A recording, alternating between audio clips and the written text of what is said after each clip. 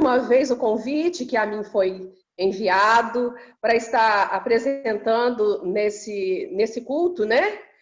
De louvor e agradecimento ao Senhor, né? Juntamente com o nosso irmão Eduardo. Irmão Eduardo, que felicidade encontrar com o irmão. Mais uma vez nós tivemos lá em Muriaé e foi uma bênção, é sempre uma bênção, né? Estarmos servindo ao Senhor. Viviane, um prazer muito grande, querida. Online, nós estamos nos conhecendo. E agora eu estou querendo conhecer pessoalmente esses irmãos de Carangola. Nós vamos cantar o louvor que tem por título Vou Testemunhar.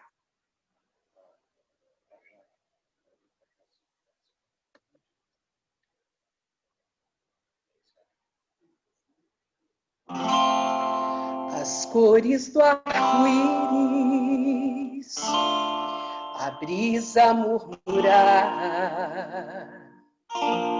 olhar apaixonado de alguém que está aprendendo a amar, as palavras de uma história,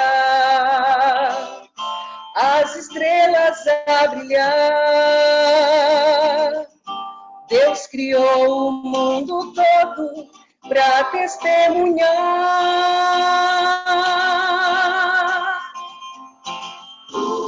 Pois enquanto eu viver, vou testemunhar com amor, que minha vida seja prova da existência do Senhor. Cada passo que eu der, seja oferta de louvor, pois enquanto eu viver, vou cantar do seu amor. As montanhas e os vales, os rios e os mares, alguém que estende a mão para ajudar a levantar o seu irmão.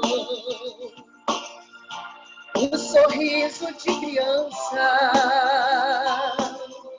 o perfume de uma flor, testemunham em silêncio o amor do Criador.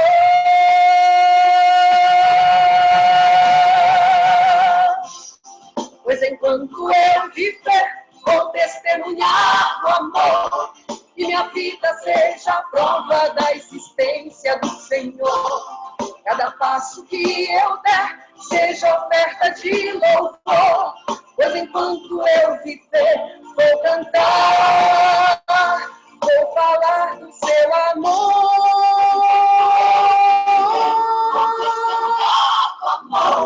Que minha vida seja a prova da existência do Senhor. Cada passo que eu der, seja oferta de louvor, pois enquanto eu viver, vou cantar o seu amor. Pois enquanto eu viver, vou testemunhar do amor, que minha vida seja a prova da existência do Senhor. Cada passo que eu der, seja oferta de louvor, pois enquanto eu viver, vou cantar do seu amor. Cante! Vou testemunhar do amor, que minha vida seja a prova da existência do Senhor.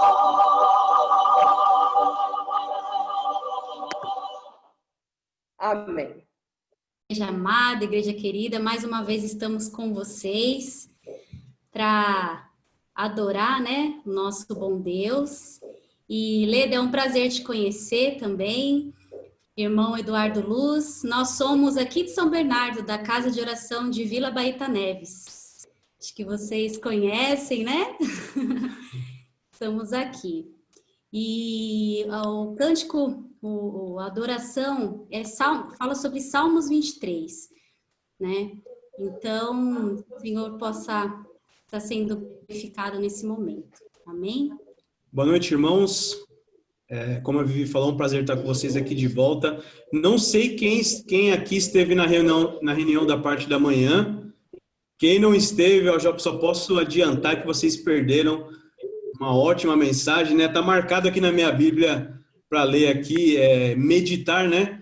Na carta de João, como trouxe lá nosso irmão Rodrigo, foi muito precioso.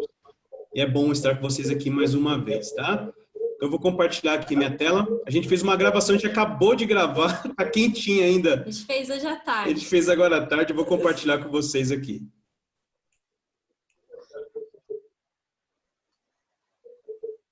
Você quer, amor?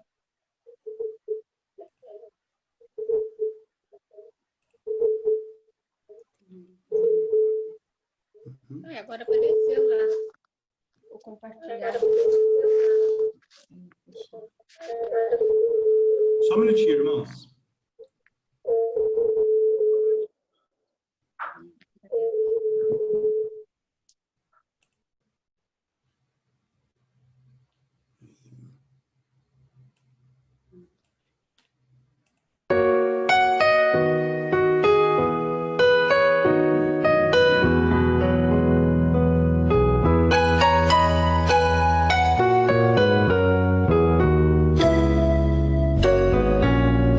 O Senhor é o meu pastor e nada vai faltar.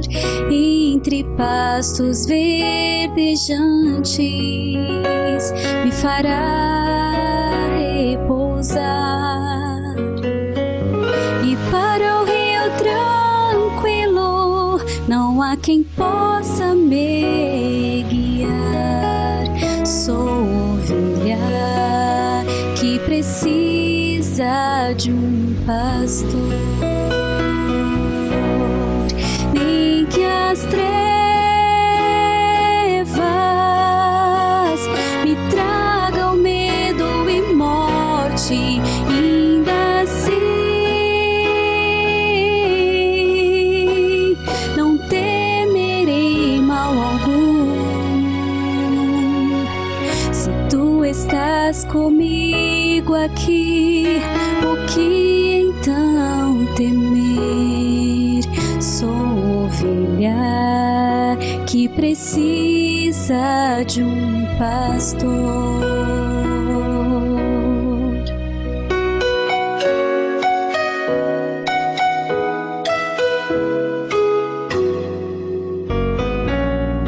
A bondade e a justiça ao meu lado estão. Se eu seguir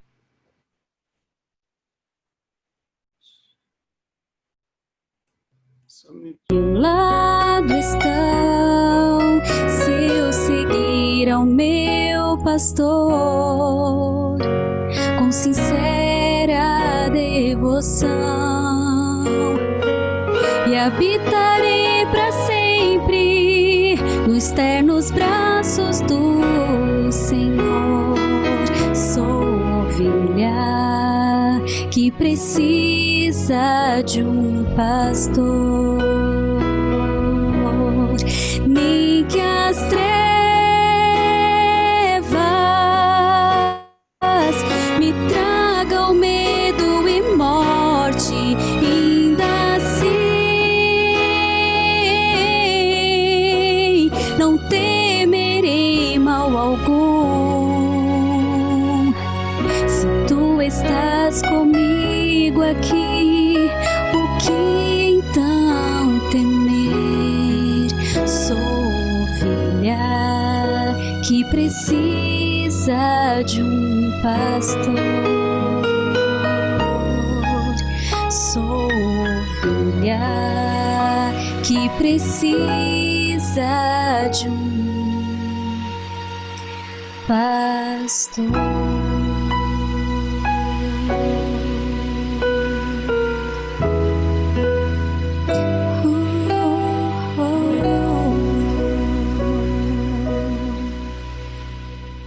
Liberdade, irmão Eduardo. Obrigado, meu irmão. Obrigado mesmo.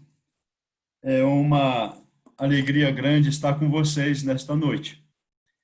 Já tivemos em outras oportunidades na escola dominical e conseguimos estar aqui hoje à noite. E logo ouvimos duas músicas tão lindas que falou ao nosso coração bastante. Eu não...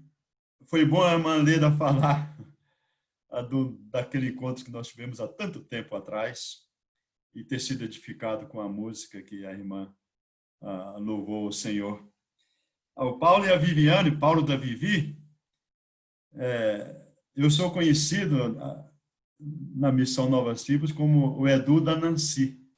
Então, a gente consegue identificar mais desta forma. Mas eu estive em Baeta Neves, deixa-me tentar lembrar. Eu preguei em Baeta Neves quando o Zezinho estava lá e nós fomos desafiá-lo para ir para Santarém. Então, isso faz muito tempo atrás.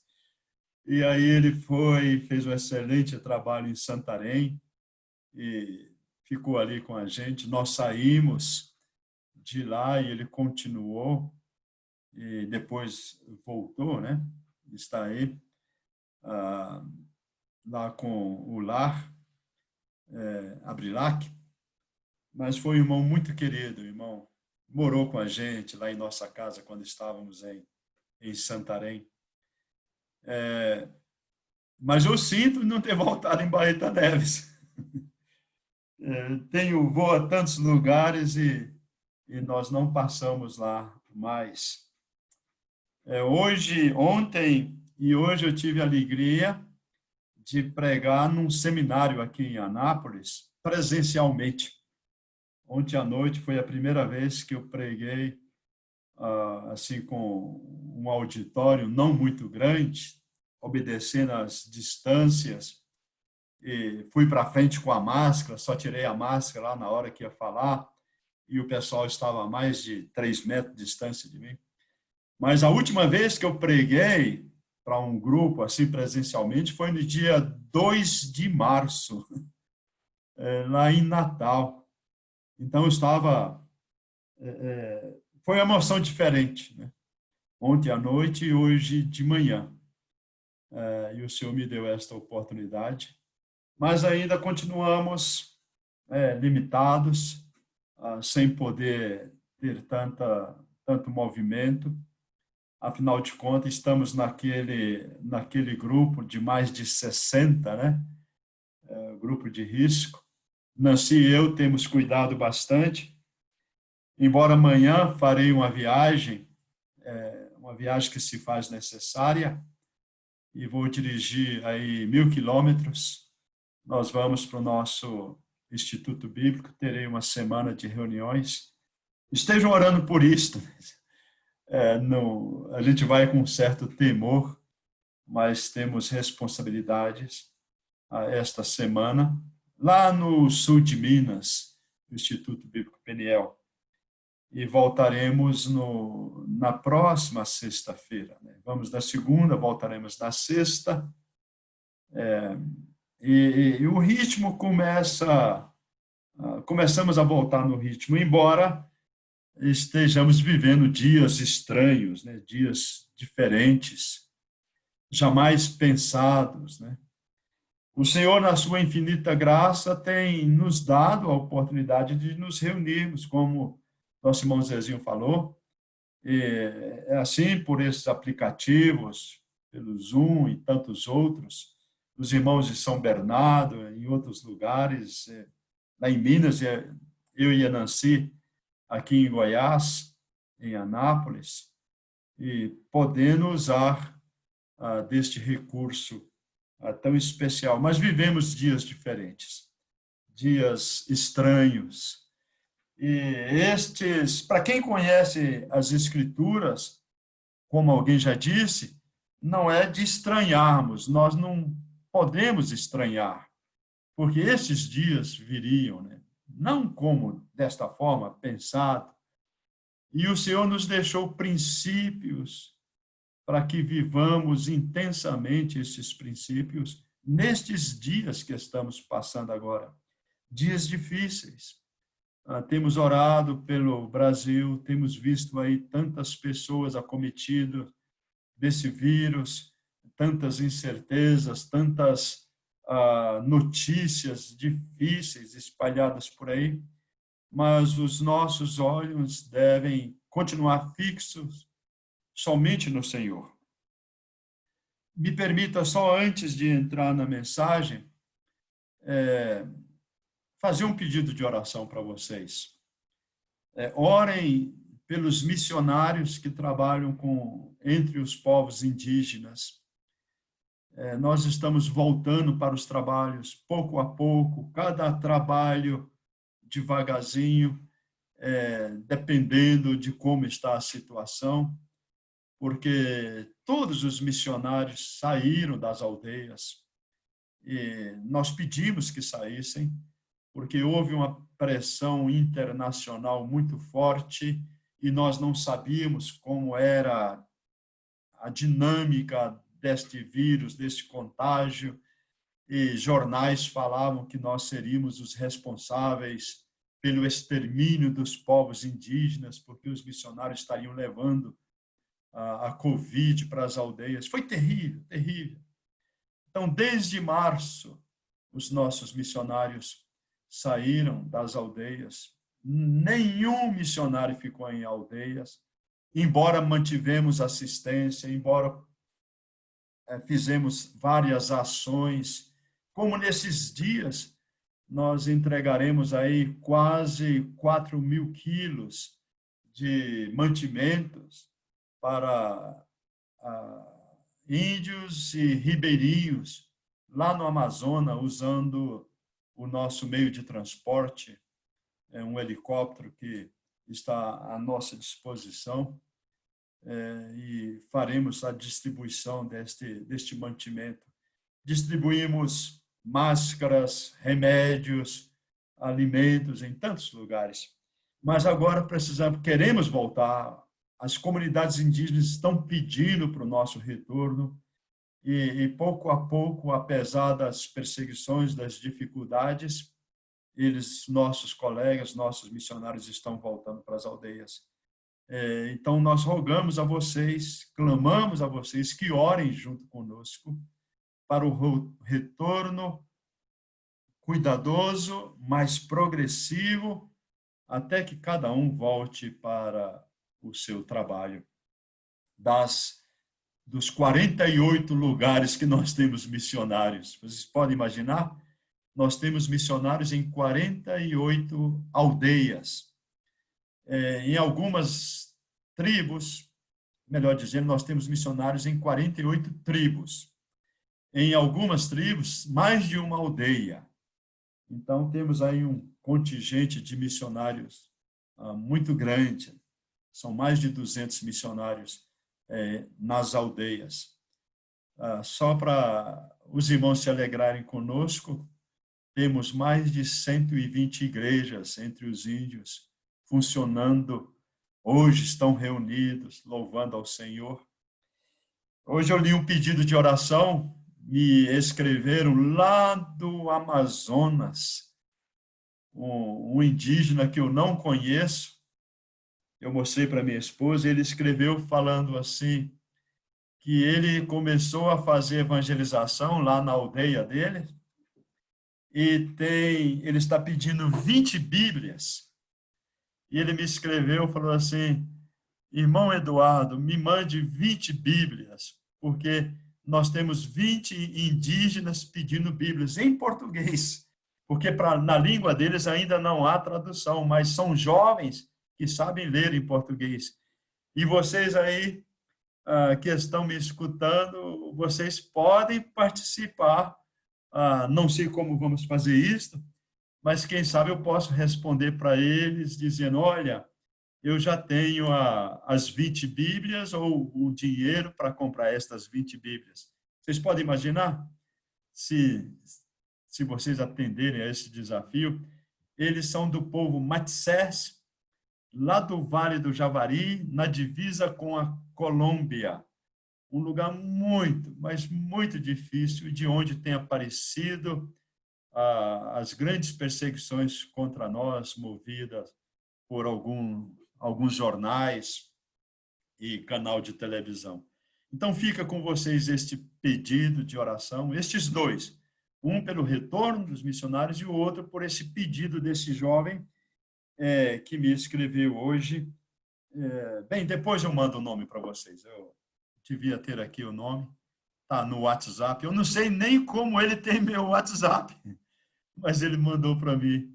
Você pode imaginar a gente atender este pessoal lá no meio da Amazônia, mandando as 20 Bíblias, ou mandando dinheiro para ele comprar as 20 Bíblias lá em Atalaia do Norte. Nós veremos como é que isto pode ser feito, mas seria um desafio muito grande para vocês. Amém. Meus queridos irmãos, estes dias nós temos sido impactados com as más notícias no meio evangélico, com os escândalos que têm surgido por todos os lugares. Assustadoramente, o nome do evangelho, dos evangélicos, dos crentes, tem sido envergonhado nestes dias. E não há como não nos afetar, a cada um de nós nos afetar. E as pessoas começam a imaginar que todo mundo é igual, que todos os crentes são iguais. Isso traz uma dor profunda em nosso coração. E o apóstolo Paulo, escrevendo aos Coríntios, no capítulo 2, e é para lá que eu quero convidá-los a que abram as suas Bíblias, capítulo 2, versículo 2, ele mostra qual é a maneira de evitarmos este tipo de comportamento ou este tipo de procedimento que facilmente tem alcançado os crentes em todos os lugares. Uma igreja na Finlândia, uma igreja que já foi uma bênção no passado, estes dias, esta igreja é uma denominação, ela fez um desenho do Senhor Jesus Cristo como o Jesus trans. E foi um escândalo naquele país, ou um escândalo para nós, mas eles fizeram naquele país de maioria dessa denominação. Então, em todos os lugares, o nome do Senhor, por causa da má compreensão dos seus servos, tem servido de escândalo, de zombaria em todos os lugares. Muitos anos atrás, eu e minha esposa estávamos subindo o rio Amazonas numa embarcação muito grande, um navio diferente chamado catamarã. E nós fomos de Brasília, nós tínhamos acabado de ganhar uma Brasília, né? Não era uma Brasília amarela, era bege, e nós saímos de São Paulo até Brasília, de Brasília até Anápolis, e depois pela Belém-Brasília, e lá na Belém-Brasília embarcamos o carrinho dentro daquele navio, e nós íamos juntos, tínhamos ali onde a gente pendurava as nossas redes, eu e a Nancy, e os 2 filhos, e naquela viagem de 2 dias, realmente seriam quase 3 dias, de Belém até Santarém, você conhecia todo mundo no barco. E numa destas, eu vi um senhor muito simpático e comecei a conversar com ele. E percebi logo que ele tinha um bom conhecimento e comecei a evangelizá-lo. E citando versículo e falando da vida citando o versículo assim de uma maneira que se encaixava dentro da nossa conversa. E aí, de repente, ele me pergunta, bem, antes ele se apresentou, ele era um capitão do exército que estava indo para Manaus e ele quis fazer aquela viagem de barco, ele ia assumir um quartel lá em Manaus. Então, a conversa vai, a conversa vem, e ele ficou olhando assim para mim, e aí perguntou, e o senhor, o que o senhor faz, a tua profissão? Aí eu falei, eu trabalho com povos indígenas, eu vou trabalhar. Ele falou, mas aí, eu falei, eu sou missionário entre os índios. Aí ele diz, missionário é o quê? Então, para que ele entendesse, eu falei, olha, seria um pastor evangélico, eu sou missionário. Na hora que eu falei assim, para minha surpresa, aquele homem ficou em pé, ele se perfilou e bateu continência. E falou assim, o senhor me desculpe eu tratar o senhor assim, mas o senhor não falou que o senhor era pastor. Eu falei, não, está tudo bem. Mas ele tinha uma reverência, um respeito que me impressionou. Nunca tinha acontecido antes e nem depois. Isto foi na década de 80, 85, por aí. Hoje, se nós falarmos para alguém, olha, eu sou um missionário, eu sou um pastor, ele vai agir totalmente diferente. Ah, igual aquele lá daquele escândalo, igual isto, e será uma vergonha. Um colega nosso, missionário, que já está na glória, missionário entre os índios, trabalhou comigo, o nome dele Ronaldo, ele faleceu no acidente de carro. Ele me contou uma história que uma vez ele foi comprar passou numa loja de computadores, ele queria comprar o computador, mas quando ele viu o preço, ele desistiu. Mas a vendedora, muito hábil, quando viu que ele tinha interesse, começou, não, vamos conversar, vamos... Ele falou, não, está muito caro. Não, mas nós fazemos em tantas vezes. Não, eu não, mesmo que faça em tantas prestações, eu não tenho como pagar. Não, vamos conversar aqui. Aí foram conversando e tal, até que ela o convenceu de comprar a perder de vista, pagando as prestações. Aí ela fala assim, não, vamos aqui, vamos preencher a ficha, o nome do senhor completo. Tal. Aí o documento, ele deu o documento. Aí ela preenche o formulário e fala assim, o senhor, qual é a profissão do senhor? Aí ele falou, eu sou missionário. Ela falou, missionário? Eu sou pastor. Aí ela falou, senhor, eu sinto muito. Nós não vendemos a crédito para pastor. Nós não vendemos a crédito para crentes. Isso há uns 10 anos atrás. O escândalo já havia chegado.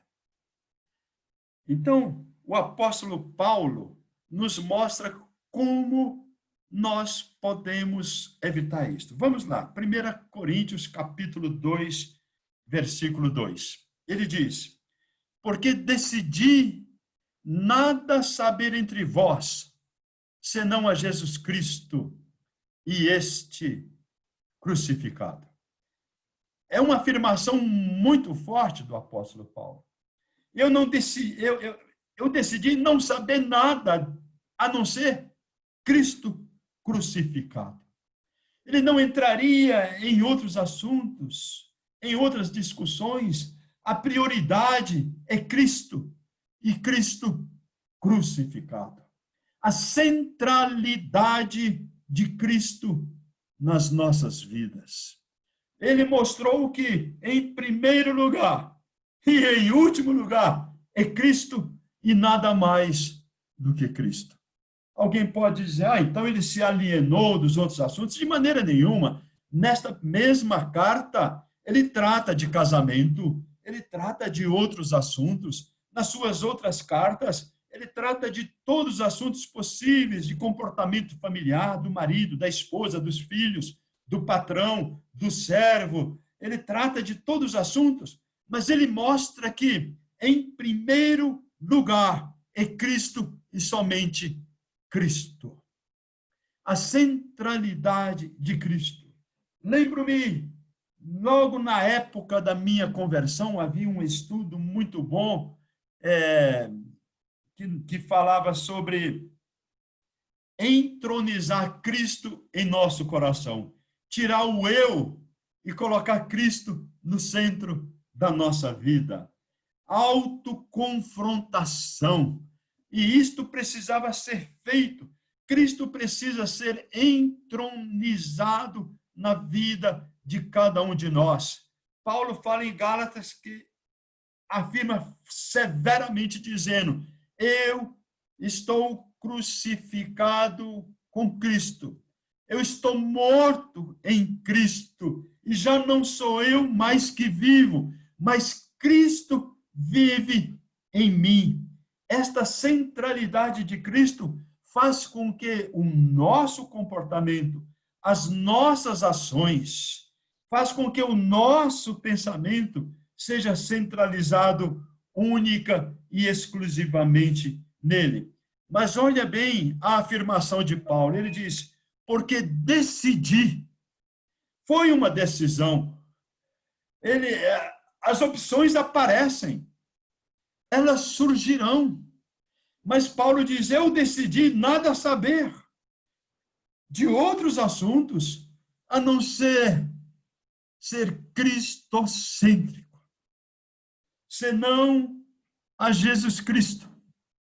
E não só Jesus Cristo, e este crucificado.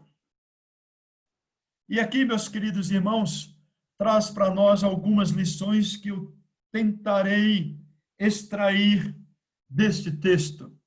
E este nos remete a João capítulo 17, versículo 3, quando o Senhor Jesus Cristo, na sua oração, diz o seguinte: e a vida eterna é esta, que te conheçam a ti, o único Deus verdadeiro, e a Jesus Cristo, a quem enviaste. Que te conheçam a ti, o único Deus verdadeiro, e a Jesus Cristo, a quem tu enviaste.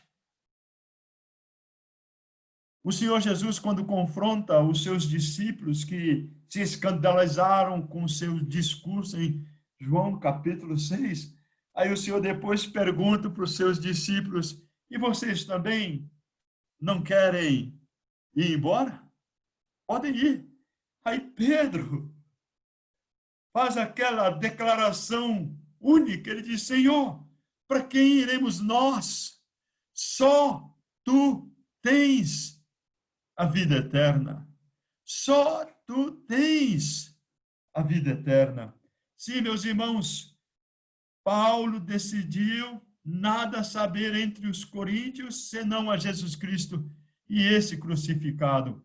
Em Romanos capítulo 1, versículo 16, Paulo escreve, e esse verso deve ser decorado por cada um de nós, porque ele expressa uma verdade que muitas vezes nós somos confrontados. Ele diz: pois não me envergonho do evangelho, porque é o poder de Deus para a salvação de todo aquele que crê. Primeiro do judeu e também do gentio. E no versículo 17 ele explica por quê. Visto que a justiça de Deus se revela no evangelho. Sim, a justiça de Deus, a salvação divina, se revela única e exclusivamente no evangelho. Não há justiça, não há salvação, não há amor fora do evangelho. Antes de ontem, na sexta-feira, eu estava dando uma aula para um grupo lá em Natal, era uma universidade. Eu não conhecia os alunos, e um advogado crente me convidou para pregar, e aí ele falou assim: ele me chama de Edu, ele tinha liberdade de fazê-lo assim. Aí ele falou assim, existe... Ele estava falando sobre as religiões entrando sendo pregada em todos os lugares. E ele falou assim, existe religião melhor do que a outra?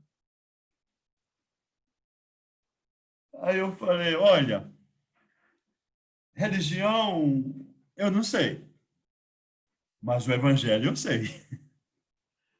O evangelho é melhor do que qualquer coisa que existe por esse mundo afora. Religião, cristianismo, a ética cristã, a cosmovisão cristã, ela é a melhor de todas, mas de religião para religião fica difícil você trabalhar isso. Mas o evangelho não.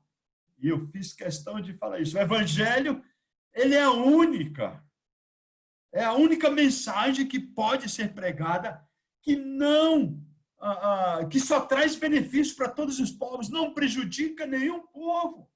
O humanismo, que é um tipo de religião, ele só traz o etnocentrismo, antropocentrismo, o homem no centro, a felicidade do homem. E essa é a tragédia, porque quando cada um busca a sua felicidade, ele vai ter que trazer a infelicidade do outro, porque ele está procurando o seu próprio interesse. O evangelho é exatamente o oposto. O evangelho nos faz com que o homem busca o interesse do outro. O evangelho é o poder de Deus para a salvação de todo aquele que crê. E o evangelho é cêntrico, é cristocêntrico. E esta é a mensagem que tem que ser pregada em todos os lugares. E o apóstolo Paulo, ele mostra como é que ele fez para com que este evangelho chegasse a todas as pessoas. Ele diz no versículo 3, neste mesmo texto de 1 Coríntios, capítulo 2, versículo 3, ele fala, e foi em fraqueza, temor e grande tremor que eu estive entre vocês. Pode imaginar isso, irmãos? Fraqueza, temor e grande tremor. Ele viveu assim entre o povo de Coríntios. Ele não chegou na sua autossuficiência, ele não chegou na sua capacidade, ele não chegou no seu conhecimento. Quando ele fez a defesa perante os judeus, ele falou assim, eu sou fariseu dos fariseus, eu servi a minha religião desde a minha mocidade, eu fui instruído aos pés de Gamaliel, e ele fez aquela defesa fortíssima, mas agora quando ele diz que estava entre os coríntios, ele fala, afirma, foi em fraqueza, temor e grande tremor que eu estive entre vós. E ele completa, e a minha palavra, a minha pregação, não consistir em linguagem persuasiva de sabedoria, mas em demonstração do Espírito de poder, para que a vossa fé não se apoiasse em sabedoria humana, e sim em Deus. Eu me lembro que eu li em algum lugar, e aqui, irmãos, me perdoem, fugiu-me. Eu lembro da situação, havia um grande pregador, ele estava fazendo uma conferência lá nos Estados Unidos. Ele era um evangelista. Eu tenho a impressão que foi mude.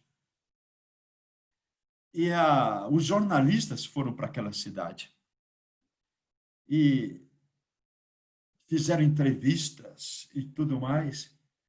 E um jornalista mostra para ele duas fotos. Ele mostra a foto de um homem que foi lá na frente, na hora que ele fez apelo, um homem lá na frente, chorando, arrependido, e que se converteu. E depois ele mostra outra foto, no outro dia, daquele homem bêbado, caído no chão. Aí ele fala assim, olha, você está vendo aqui, ó, o seu convertido. Aí ele fala, provavelmente é meu convertido mesmo. Porque se fosse de Cristo, ele não estaria assim. Porque o Evangelho transforma vidas completamente. O Evangelho de Cristo salva vidas, transforma vidas. E eu quero convidar os irmãos a irem para o capítulo 1. Volte uma página na sua Bíblia, a partir do versículo 21 até o versículo 25. E queremos discorrer rapidamente neste trecho, neste texto pequeno, e trazer algumas verdades para os irmãos. Ele diz no versículo 21, Paulo afirma, visto como, na sabedoria de Deus, o mundo não o conheceu por sua própria sabedoria. Sim, meus irmãos, jamais o mundo vai conhecer o Senhor na sua própria sabedoria, porque a sabedoria do mundo, irmãos, é loucura para entender as coisas de Deus, porque o Senhor aprove a Deus salvar os que creem pela loucura da pregação. E a nossa mensagem para o mundo aí afora é como se fosse loucura. E aqui, meus irmãos, eu queria dizer uma palavra muito sensível. Eu preciso de sabedoria para explicar isso. Alguns anos atrás, eu conheci alguns pregadores excelentes no Brasil. Não do nosso meio, mas pregadores de renome. E eu vi os três pregando e pessoas se convertendo. Quantos se converteram, foram a Cristo por causa da mensagem desses homens? Convivi com os três, assim, com um pouco menos. O outro era meu amigo. E um terceiro a gente se conhecia porque chegamos a pregar juntos algumas vezes. E hoje, estes homens estão falando exatamente o oposto daquilo que eles pregavam no passado, que eles escreveram. E aquilo me abalou muito. E a gente perguntava por que esses homens hoje estão falando isto. Um deles disse esses dias que a volta de Cristo é um mito criado pelos cristãos para trazer consolo aos corações. Um mito. E ele pregava sobre a volta de Cristo com tanta unção, tanto poder. Mas aqueles homens cresceram, alcançaram destaque e começaram a falar nas universidades.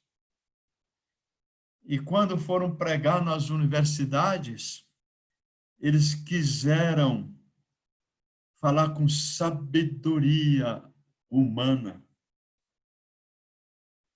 E começaram a agradar os eruditos. E eu me lembro quando Billy Graham, lendo a biografia dele, ele foi pregar na Inglaterra, numa grande universidade, homens cultos, e ele escreve para um dos professores, reitor daquela universidade, que era um pastor, e ele escreve para aquele homem: como é que eu vou pregar para eles? Como devo falar? Está no livro dele, na biografia de Billy Graham. E Billy Graham e aquele pastor responde para Billy Graham: pregue a Cristo. Eles precisam vir de Cristo, porque eles são pecadores perdidos. Professores, a universidade precisa ouvir de Cristo. Pregue a Cristo e Cristo crucificado. E Billy Graham fez assim. E ele pregou Cristo crucificado e muitos daqueles se converteram. Mas estes nossos aqui quiseram agradar na sabedoria desse mundo. E hoje estão distante das verdades fundamentais de Cristo. Olhem, irmãos, no versículo 22. E aqui tem uma divisão muito interessante. Ele fala: porque tanto os judeus pedem sinais, como os gregos, ou os gentios, lá na frente ele vai falar sobre os gentios buscam sabedoria. Sim, os gregos pedem sinais, os gentios, sabedoria. E esta divisão é muito clara, muito clara. Então, Cristo é escândalo para os judeus e é loucura para os gentios. Mas aí Paulo diz claramente no versículo 23, perdoe-me, mas nós pregamos a Cristo crucificado.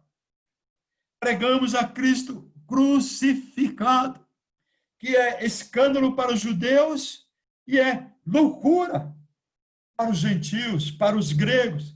Sim, mas é a este Cristo que nós devemos pregar, meus irmãos. Nós não precisamos entrar em sabedoria humana, porque a sabedoria humana se perde nas suas loucuras, nos seus caminhos, e a única mensagem que temos para a redenção do homem é Cristo crucificado. A minha esposa tem um cunhado, vamos dizer, concunhado meu, e ele gostava de dizer, prega Cristo, só Cristo, Cristo crucificado. Alguém falando da igreja que gostava da igreja porque a igreja pregava o sangue de Cristo. Prega o sangue de Cristo. Sabe, meus irmãos, para os gentios é loucura, porque eles entram nos devaneios da mente, da sabedoria humana. E para os judeus é loucura, porque João Batista dizia, é escândalo, porque João Batista dizia: este é o Cordeiro de Deus que tira o pecado do mundo. É Cristo apresentado como o Cordeiro de Deus, o Filho de Deus que era o Cordeiro, que também era o sacrifício para a redenção dos homens. E no versículo 24, ele fala: mas para os que foram chamados, tanto judeus como gregos, tanto os que pedem sinais como os que pedem sabedoria, pregamos a Cristo. Porque para os que pedem sinal, é o poder de Deus. Os que pedem sabedoria, é a sabedoria de Deus. Esta é a mensagem, a única mensagem que devemos pregar em todo lugar, por onde nós formos. E aí ele conclui no versículo 25, porque a loucura de Deus é mais sábia do que os homens, e a fraqueza de Deus é mais forte do que os homens. Sabe, meus irmãos, nós estamos pregando tantas coisas nos dias atuais. É verdade que a palavra de Deus tem resposta para um casamento que está passando por dificuldades, por um pai que busca sabedoria para criar os seus filhos, e a palavra de Deus tem resposta para isto, para aquele que está abatido com ansiedade, angústia no seu coração e entra por descaminhos ou por uma depressão profunda. Alguma vez ela é uma depressão física, é uma falta de um componente químico no seu corpo, mas ele está lá no estado. Sim, a palavra de Deus tem resposta para cada uma destas nossas perguntas. O pai que tem um filho que está passando por problemas, um filho que está em pecado, algum vício, aqueles que estão desempregados, aqueles que estão com dificuldades financeiras. Sim, a palavra de Deus traz resposta para isto, mas o que nós estamos vendo, que está havendo uma busca para a resposta nas filosofias neste mundo e excrescendo da centralidade do Evangelho, que é Cristo Jesus, e isto nos basta. E isto nos basta.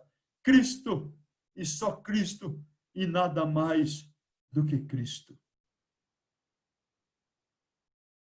Alguns dias atrás, eu decidi, eu falei, eu vou pregar só sobre Cristo. Os irmãos me conhecem há tantos anos e a minha paixão é a obra missionária. E eu falo sobre a obra missionária em todos os lugares que eu vou. Respiro obra missionária. E as pessoas, quando me convidam, eles não me convidam para falar sobre doutrinas, não me convidam para falar sobre casamento, embora algumas vezes já me convidaram, mas normalmente para pregar sobre a obra missionária, principalmente sobre os povos indígenas. É claro, estou envolvido aí há 40 anos, há mais de 40 anos com povos indígenas, com a obra missionária, com treinamento de missionários, com tradução da Bíblia, e a gente entende, pela graça do Senhor, temos tido experiência e pela graça dele podemos falar um pouco disto. Mas sabe, meus irmãos, nós corremos o risco de desafiar pessoas por causa da obra missionária, de desafiar pessoas por causa da necessidade do campo, dos índios que estão morrendo sem ouvir o Evangelho. Mas nós precisamos desafiar pessoas a olhar única e exclusivamente para Cristo, porque aquele que olha para Cristo e anda com Cristo, o seu coração, mais cedo ou mais tarde, será conduzido a pregar o Evangelho, será levado a falar do Evangelho para as pessoas aqui, ali, lá distante. Nós precisamos voltar os olhos para Cristo e andar pertinho dele. O Senhor Jesus Cristo diz para os discípulos em Mateus capítulo 4, vinde após mim e eu vos farei pescadores de homens. Vinde após mim. Sim, quando nós vamos atrás de Cristo, nós nos transformamos em pescadores de homens. Sim, meus irmãos, é olhar para Cristo, só para Cristo. É interessante quando os gregos chegaram para Jesus e disseram, chegaram para Jesus, não, chegaram para os discípulos, para André e para Filipe, e falaram, queremos ver a Jesus. E eles levaram a Jesus, o Senhor, Jesus disse, é a hora do Filho ser glorificado. É muito interessante, quando as pessoas querem ver a Jesus, o Senhor é glorificado. Quando as pessoas olham para Jesus, ouvem a voz de Jesus, seguem a Jesus, nós fazemos a diferença neste mundo.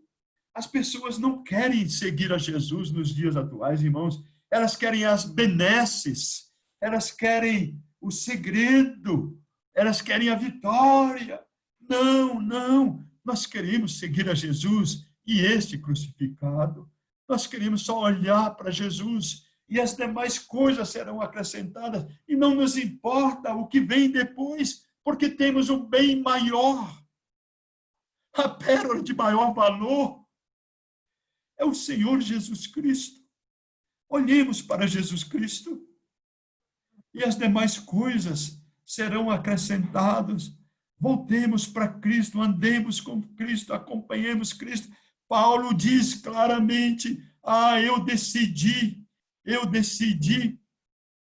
buscar nada saber senão a Jesus Cristo e este crucificado, para que a vossa fé não se apoiasse em sabedoria humana, e sim no poder de Deus. Eu vi hoje alguém desafiando para ser missionário na Áustria. E ele fazia o desafio, falou, olha, o evangelho aqui, só 2% é cristão. Aí eu fiquei assustado com aquela afirmação. Áustria? Sim, irmãos, na Europa, há o que nós chamamos agora de pós-evangelho. E os melhores livros sobre doutrina, sobre teologia, são livros escritos em alemão. Pode imaginar isso? Ali na Alemanha, na Áustria, naquela região toda, quando Lutero passou por ali, quando a reforma aconteceu, ali na Suíça, em Genebra, quando Calvino esteve por ali, foi simplesmente impressionante o que aconteceu naqueles países, como a reforma transformou aqueles lugares, porque eles olhavam para Cristo. E vem os 5 fundamentos da reforma, só a fé, só a palavra, só Cristo, só Deus, e os 5 solas, como eles falam. E sabe, meus irmãos, foi simplesmente renovador, transformador. A Europa foi queimada pelo poder do evangelho. E aí passa um tempo, veio a alta crítica e as pessoas começaram a pregar outras coisas, entrar por outros caminhos e foram deixando Cristo de lado, foi deixando a mensagem de lado. E hoje nós temos uma Europa que precisa ser re-evangelizada, porque escutaram outras mensagens e deixaram de olhar para Cristo. E sabe, meus irmãos, o que as pessoas estão dizendo? Que o que aconteceu na Europa já está acontecendo nos Estados Unidos e vai chegar no Brasil, se já não chegou. Sabe, meus irmãos, como é que nós resolveremos isto? Decidindo em nosso coração ver só Cristo e este crucificado. Que esta mensagem queime o nosso coração, meus irmãos, nessa noite. Vamos voltar os nossos olhos para o Senhor Jesus Cristo. Que Deus os abençoe ricamente, meus irmãos. Amém. Amém.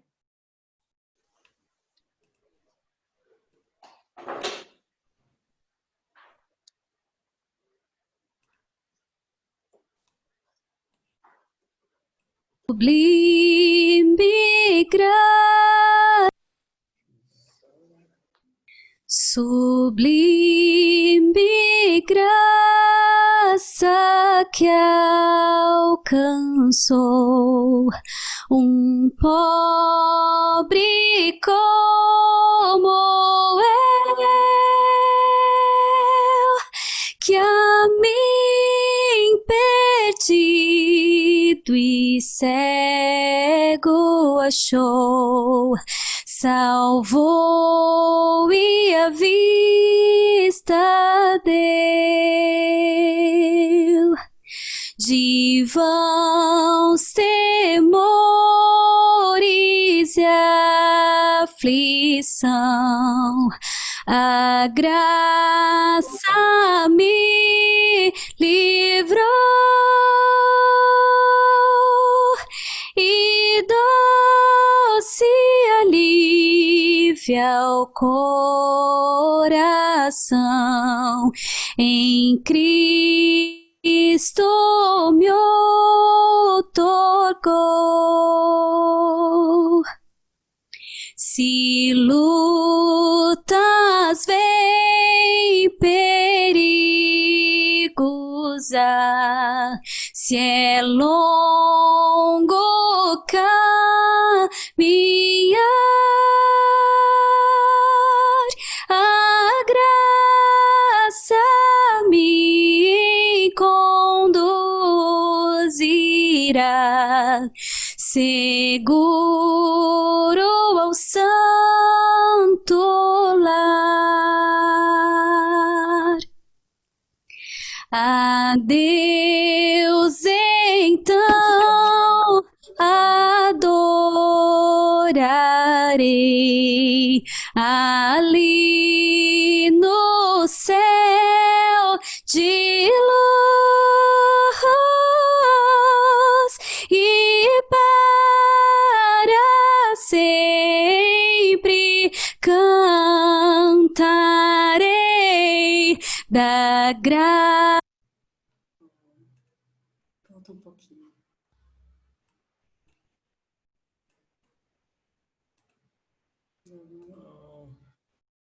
Não acredito. O que foi?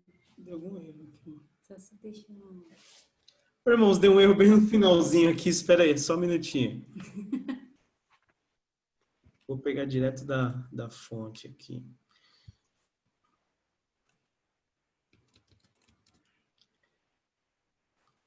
Ali no céu de luz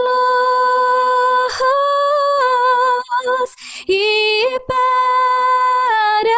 sempre cantarei da graça de Jesus,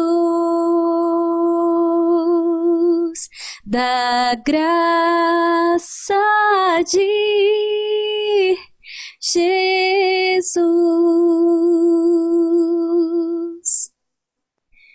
Direitinho, porque tá assim algumas falhas aqui, a minha internet eu acho que não está muito bem, mas estão me ouvindo? Perfeito. Amém. Eu vou cantar agora Amor Perfeito. E aí eu mesmo faço uma pergunta a mim mesma, como retribuir esse amor ao Senhor? É testemunhando de Cristo, testemunhar de Cristo. E eu quero oferecer esse louvor para o aniversariante, o irmão Marcelo. Quero te parabenizar, irmão Marcelo, que Deus possa continuar abençoando a sua vida. E confia no Senhor, porque Deus tem amor perfeito. Amém?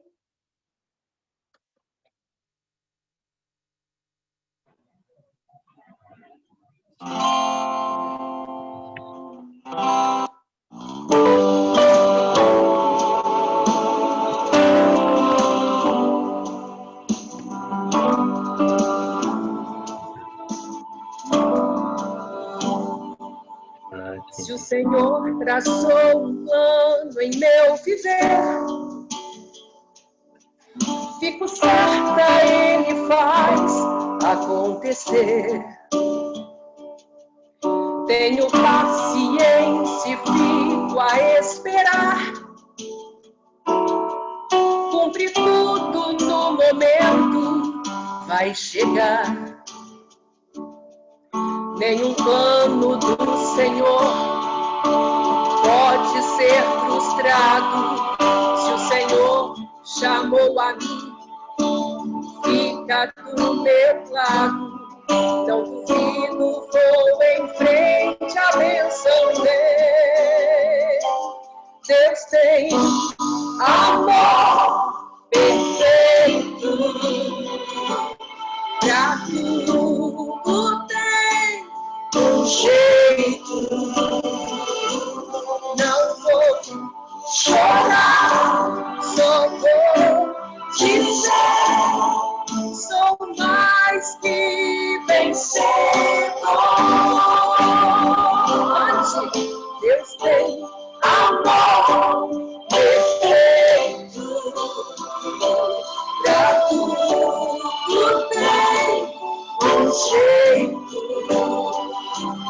Não vou chorar, só vou dizer, sou mais que vencedor.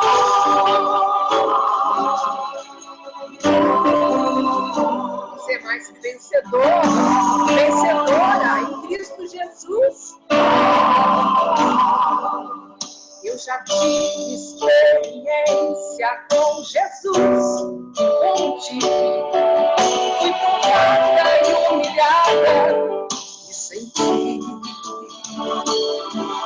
os meus inimigos zombarão de mim. Confiei, Jesus me deu vitória em mim. Nem o plano do Senhor pode ser frustrado. Se o Senhor chamou a mim, fica do meu lado. Não fico, vou em frente, a bênção vem. Deus tem amor perfeito pra tudo, tem um jeito.